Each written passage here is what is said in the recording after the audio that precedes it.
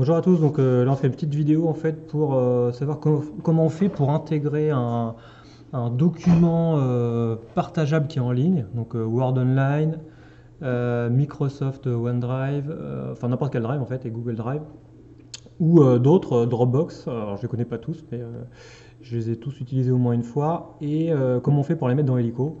Alors, c'est un gros avantage, c'est qu'en fait, vous êtes toujours maître des documents, ils ne sont pas à terme dans Helico.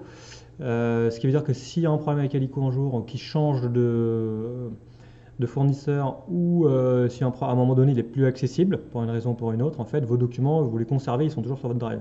Donc vous ne mettez dans Helico que les liens vers vos documents originels.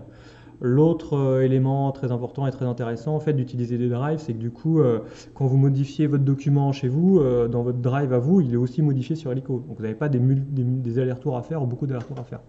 Moi, par exemple, j'ai un cours, alors je vais vous montrer sur une architecture de cours classique. J'ai un cours de troisième, je vais dans plan, j'ai tous mes documents qui sont dans plan. Voilà, et par exemple, donc là je mets le chapitre ou une carte ou un extrait documentaire ou un extrait d'une vidéo.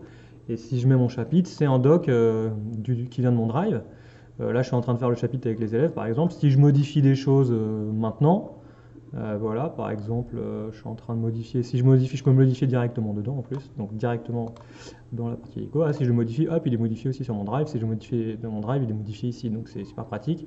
Comme j'ai 3 troisièmes, ce lien il est 3 fois dans 3 cours différents, et quand je modifie une fois, il est modifié partout. Donc hyper simple. Alors comment on fait? C'est hyper simple en fait, on va dans le drive. Alors chaque drive a un fonctionnement un tout petit peu différent, mais moi quand je clique sur un document, celui-là par exemple, révision brevet, soit j'ai l'icône qui est ici, obtenir un lien partageable. Soit je fais clic droit et j'ai la même obtenir un lien partageable. Et là, j'ai les éléments de partage du document qui s'affichent. Donc là, si je vais en lien partageable, il est activé. Et si je vais sur le document, vous voyez qu'il y a une petite icône un peu différente. J'ai la même chose pour partager le document qui est ici en haut à droite, là, partager. Alors si je vais sur le document, là j'ai plus de choix. Alors je peux le partager pour qu'il soit uniquement visible par les autres utilisateurs, ou alors modifiable, c'est-à-dire que ça peut être un pad total, et puis j'ai des collègues, moi je fais ça avec des collègues par exemple, on est en train de travailler sur un projet de développement durable l'année prochaine, j'ai mis ce document, un document, dans un dossier partagé avec des collègues, et puis il est modifiable, donc tout le monde le modifie, on donne chacun son avis, on avance avec ce bloc-là. Là, comme c'est pour les élèves, je le mets juste visible par exemple, ce document-là, et je mets OK. Je copie le lien directement ou je vais copier l'URL, ça revient au même, et je vais dans It's Learning. Je veux le mettre à un endroit dans le plan, donc là je vais en mettre un au hasard, là, puis je l'enlèverai tout à l'heure. Donc je le mets ici, ajouter une ressource, et là j'utilise lien, intégrer des liens.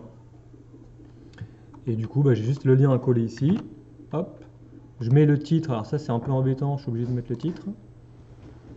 Et du coup, ce document, voilà, il apparaît en plus, il est directement dans la page, il est intégré dans la page, donc c'est plutôt pas mal.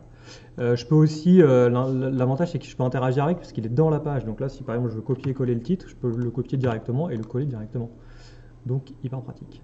Voilà, et là vous voyez qu'il est ouvert par ailleurs, donc je sais qui est sur le document aussi. Et si quelqu'un est connecté sur le document, je vais voir des icônes du nombre de personnes qui sont connectées. Soit ils ont un compte qui correspond à la marque de mon drive et du coup je peux les identifier directement. Sinon, je vois juste qu'il y a quelqu'un, mais j'ai pas d'identification individuelle. Donc voilà comment l'intégrer. Il faut juste en fait ouvrir et permettre le partage du document directement dans le drive. Voilà, merci de votre attention.